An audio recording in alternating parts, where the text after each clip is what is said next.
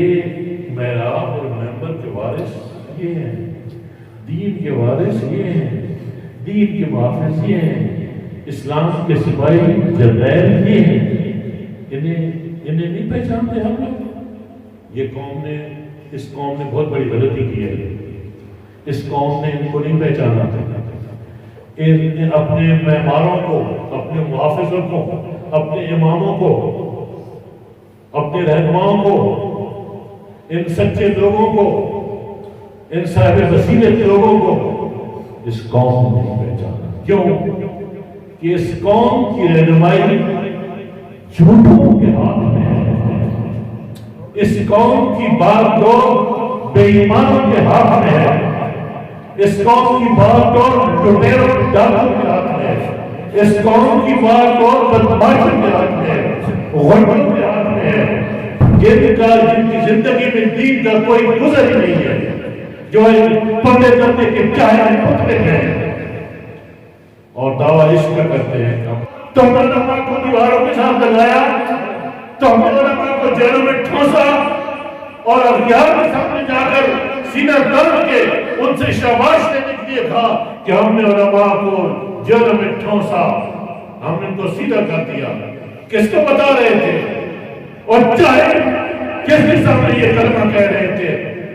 جو کافر کا سردار ہے، جو دین و ملت اور اسلام کا سب سے بڑا دشمن ہے، اس کے سامنے تم یہ بات کہتے، پھر ہم تمہیں مانیں گے تم ہمارے رہنما، پھر ہم تمہیں مانیں گے تم پاکستان کے محافظ، پھر ہم مانیں گے تم پاکستان کو کسی سمت پہ لے جاؤ گے، کسی کنارے پہ لے جاؤ گے؟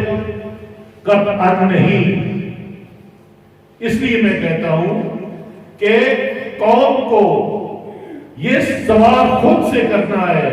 ہر پڑھا لکھا اس ملت اسلامیہ کا ہر فرد اس پر لازم ہے وہ یہ سوال خود سے کرے کہ پاکستان کو اگر بچانا ہے، پاکستان کی سالمیت ہمیں درکار ہے، پاکستان کی ہمیں فلاح درکار ہے، اور اس امت کو کامیاب اور کامیاب دیکھنا چاہتے ہو، عزت اور وقار تاکہ اس قوم کو ملے، اس امت کو ملے، اور یہ امت سرخرو ہو، اس کے پاس وہی تابناک ماضی لوٹ آئے، وہی چاہو چلال ان کے پاس آ جائے، تو پھر آپ کو اسلام میں داخل ہونا ہوگا اور پورے کا پورا داخل ہونا ہوگا اور اسلام والوں کی عزت کرنی ہوگی، علماء کو وقار دینا ہوگا، علماء کو رسوا نہیں، بے توقیر نہیں، ان کی عزت بجا لانی ہے، ان کو کندھوں پہ بٹھانا ہے، کیونکہ یہ ہمارے سالار ہیں، یہ نور کے مینارے ہیں، یہ سرمایہ ملت ہیں۔ تم نے ان کی بے عزتی کر کے، ان کی رسوائی کر کے، ان کو رسوا کر کے تم نے بڑے گھاٹے کا سودا کیا ہے۔ اس لیے آج پاکستان جن حالات سے دوچار ہے، اس کی ذمہ داری کلی طور پہ موجودہ سیاسی حکمرانوں پہ جاتی ہے۔ بات لمبی ہو جائے گی، ورنہ میں آپ کو یہ بھی کہتا، یہ بتا دیتا اور آپ کو سمجھا دیتا کہ سیاست کیا ہے اور سیاست کون کرتے ہیں۔ سیاست عبادت ہے، سیاست ہمارے دین کا حصہ ہے، سیاست عین دین ہے۔ عقائد پہلے، پھر اس کے بعد احکامات ہوتے ہیں، اور پھر اس کے بعد اخلاقیات اور پھر معاملات ہوتے ہیں۔ یہ چار ستون بتاتے ہیں علماء۔ اخلاقیات اور معاملات، ان دو حصوں کا تعلق سیاست سے۔ یہ وہ سیاست ہے جو میرے نبی نے مسجد نبوی میں بیٹھ کے کی، یہ وہ حکومت آپ نے مسجد نبوی میں بیٹھ کے کی، وہ سیاست جو صحابہ کرام نے مسجد نبوی میں بیٹھ کے کی، وہ سیاست جو تمام انبیاء نے کی۔ میں اس سیاست کی بات کر رہا ہوں، وہ ہمارے دین کا حصہ ہے۔ اور سیاست کس کو زیب دیتی ہے؟ یہ کس کا ورثہ ہے؟ یہ بھی ان کا ورثہ ہے۔ سیاست بھی علماء، جاہلوں کے لیے سیاست نہیں ہے، سیاست اہل علم کے لیے ہے،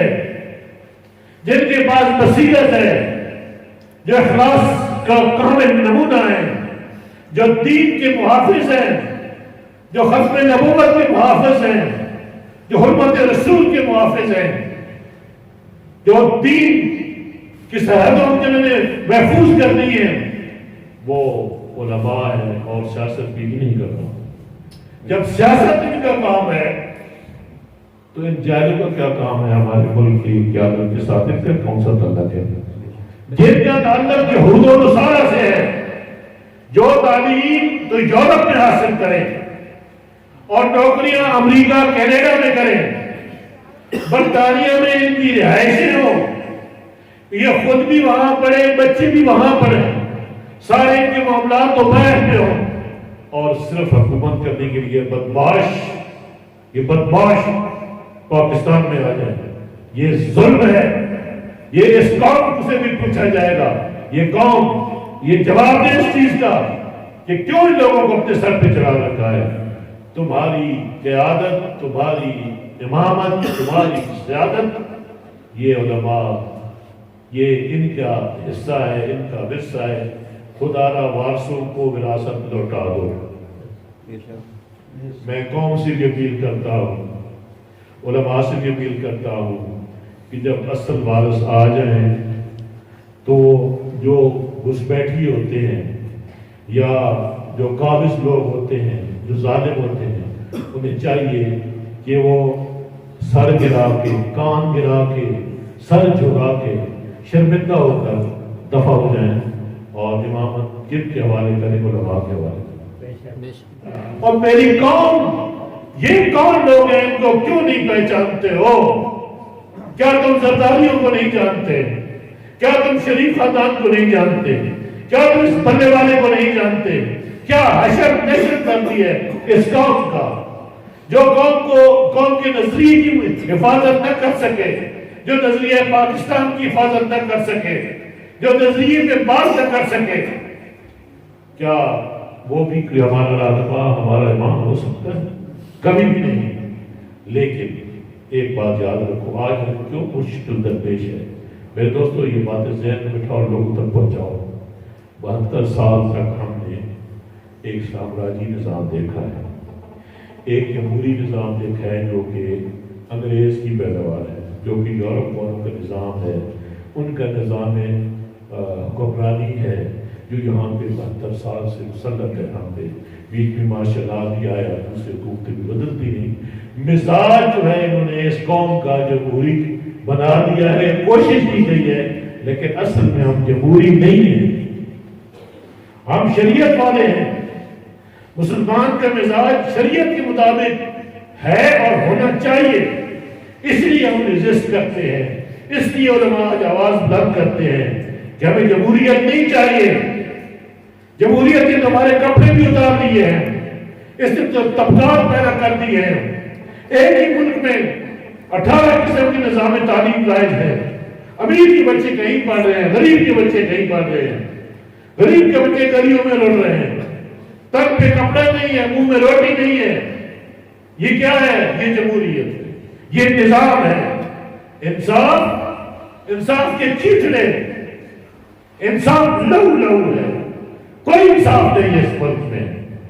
آپ کے سامنے ہے کہ بدماش اور لٹیرے آج 2.5 سال، 3 سال ہونے کو ہیں کہ انصاف ہم دیکھتے دیکھتے ہماری آنکھیں سفید ہو گئی ہیں۔ اس قوم کی آنکھیں وہ انصاف کے ایوانوں پہ لگی ہوئی ہیں، ہماری آنکھیں دیکھتے دیکھتے سفید ہو گئی ہیں، ہمیں انصاف کہیں بھی نظر نہیں آ رہا۔ لیکن ہر جگہ بے انصافی کا بول بالا ہے۔ ارے یہ کس نے بدلنا ہے؟ یہ کس کا تحفہ ہے؟ یہ جمہوریت کا تحفہ ہے۔ نظام نہیں بدل سکے، انصاف قوم کو نہیں دے سکے، روٹی مکان قوم کو نہیں دے سکے، سکون قوم کو نہیں دے سکے، عزت اور وقار قوم کو نہیں دے سکے، تو ہماری جان کیوں نہیں چھوڑتے ہو؟ تم دفع کیوں نہیں ہوتے ہو؟ خدا را اٹھو، جاگو، اپنے حقوق، ہم اس ملک سے پیار کرنے والے ہیں، ہم لا الہ الا اللہ محمد رسول اللہ کلمے کی بنیاد پر جو ملک حاصل کیا گیا ہے، ہم اس کلمے کو یہاں رائج کرنا چاہتے ہیں، ہم شریعت کا نفاذ چاہتے ہیں، ہم دین کا بول بالا چاہتے ہیں، ہم دین کو تخت پہ لانا چاہتے ہیں، اور اس جرم کی پاداش میں ہم نے جیلیں کاٹی، ہم پہ ظلم کیے گئے، ہم پہ ڈنڈے برسائے گئے، گولیاں چلائی گئی، بم برسائے گئے، لیکن ہمارا 3 سال کا ماضی جب ہماری چھوٹی سی عمر ہے تحریک لبیک پاکستان کی، لیکن ہم نے ثابت قدمی سے یہ دکھ جھیلے ہیں قوم کے لیے اور قوم کے نوجوانوں کے لیے، اپنے بچوں کے لیے، اس قوم کے مستقبل کے لیے۔ ہم کل بھی میدان میں تھے، آج بھی میدان میں ہیں، اور انشاءاللہ یہ گردیں اتر جائیں گی، لیکن ہم پیچھے ہٹنے والے نہیں ہیں۔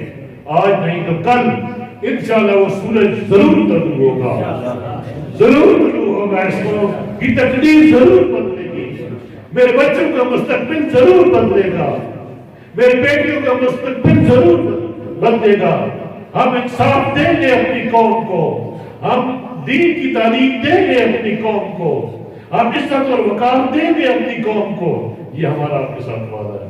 اور مولا آپ خوش ہو جائیں گے، آپ امت سے خوش ہو جائیں گے، آپ خوش ہو جائیں گے تو میرا رب خوش ہو جائے گا، اور ہمارے دن بدل جائیں گے، اس قوم کے دن بدل جائیں گے۔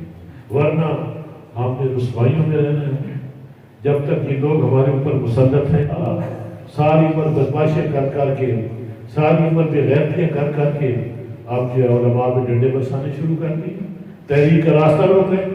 دیکھنے والے ابھی یہاں میں بیٹھے ہوں گے جو نوٹ کر رہے ہوں گے، میری چیزیں یہ نوٹ کر دیں، پہنچائیں۔ یہ کیونکہ ایک مسلمان کی آواز ہے، یہ ایک درد، یہ ایک چیخ ہے، یہ ظلم کے خلاف ایک پکار ہے میری، یہ قوم کی ترجمانی کر رہی ہے یہ پکار۔ نوٹ کرو، بتاؤ لوگوں کو، بتاؤ اپنے آقاؤں کو کہ ہم یہ بات رکھتے ہیں، یہ نظریے رکھتے ہیں، ہم یہ خیالات رکھتے ہیں۔ لکھو جتنا مرضی ہے لکھو، لیکن ہم سچ کو آپ نہیں روک سکتے۔ اب یہ بڑھتے قدم رکیں گے نہیں، یہ قدم اب رکیں گے نہیں، یہ قدم آگے ہی جائیں گے انشاءاللہ۔ یہ پیغام ہر گھر سے اٹھنا چاہیے، ہر میرا بچہ بول اٹھے، ہر میری بچی بول اٹھے، میری بہن بول اٹھے، میری ماں بول اٹھے، میرا بابا بول اٹھے، میرا بڑا بزرگ بول اٹھے کہ سب کے یا رسول اللہ، لبیک یا رسول اللہ، لبیک یا رسول اللہ، لبیک یا رسول اللہ۔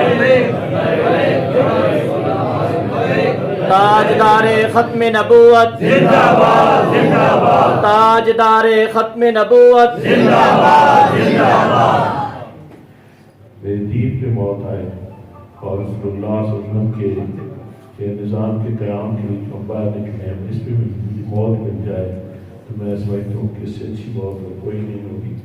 اور آج مجھ سے بزرگ سوال کر رہے تھے جب ہم نے کھانا کھایا، جنہوں نے دوستوں نے اہتمام کیا کہ یہ آپ کی عمر کتنی ہے؟ میں نے کہی 70 سال سے میں اوپر چلا گیا ہوں، 70 میں کراس کر چکا ہوں، میں 71 میں جا رہا ہوں۔ انہوں نے کہی میری 80 سال عمر ہے، تو آپ کیا کر رہے ہیں اس عمر میں؟ یہ تو جوانوں کا کام ہے۔ میں نے کہا جب جوان سامنے نہ ہو تو کیا کریں؟ جب جوان سامنے نہ آئے، جب وہ اپنی ذمہ داریاں نہ لیں، جب وہ اس ملک کو گندہ نہ دیں، جب وہ سہل ہو جائے، آسان بس آسانیاں ڈھونڈیں، جب یہ دولت کے پیچھے بھاگے ہیں اور آسائشوں کی تلاش میں میرے پاس کہنے کو بہت کچھ ہے، میں ساری رات لگاؤں تو ختم نہیں ہوگی، بڑی طرح ہے، میں بڑا دکھی ہوں۔ میں آج مسلمان کی اور کافر کی سوچ ایک ہے، کیا آپ مانتے ہو؟ آج جیسے کافر سوچتے ہیں مسلمان بھی ویسے سوچتے ہیں۔ مسلمان کے بچہ مسلمان کی گھر میں، مسلمان مرد عورت میاں بیوی سوچ کیا ہے؟ پتر کماؤ ہو، پیسہ کمائے، بڑا افسر بنے، انگریزی لباس، انگریزی تہذیب، انگریزی تمدن، انگریزی ایٹیکیٹس، گھر میں ان کو سکھایا جاتا ہے انگریزی، آدھی انگریزی، آدھی اردو، آدھی پنجابی، اور اپنا تشخص خود مٹا رہے ہیں ہماری قوم۔ پاکستانیوں، ہم خود اپنا تشخص مٹا رہے ہیں، اور کس کا تشخص اجاگر کر رہے ہیں؟ انگریز کا یہودی. ہاں میں آپ کو دعوت دیتا ہوں, آپ خود اپنے گھروں میں جا کر دیکھیں, آپ کے گھر میں آپ کی بیٹیاں آپ کی بہنیں لباس کیسا پہنتے ہیں, یہ دودھ, یہ پانی, یہ مدان, یہ گھوڑا, بتائیے یہ ذاتی نہیں. آج بے حیائی کو کس نے فروغ دیا؟ مرد نے.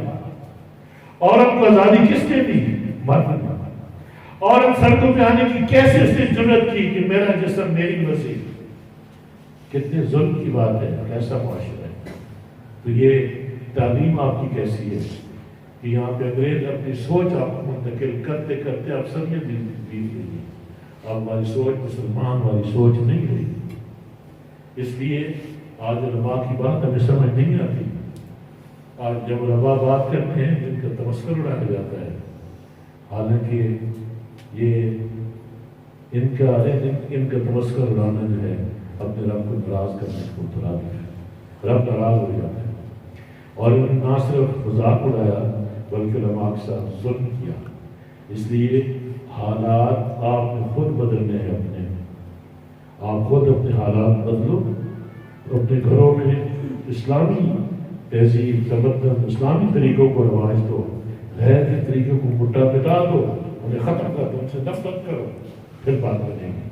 میں زیادہ ٹائم نہیں دوں گا, میرے خیال میں شاید آپ میری گفتگو بول بھی ہوگی. بہرحال میں نے جو کہنا تھا یہ امانت تھی آپ لوگوں کی میرے پاس, میں نے آپ کو لوٹا دی. اللہ کی دعا ہے جو میرے دل میں تھا میں نے آپ کو دے دیا. جو امانت آپ کی میرے پاس تھی میں نے آپ کو لوٹا دی. میرا رب گواہ ہے. اس لیے اللہ پاک نے عمل کی توفیق عطا فرمائے.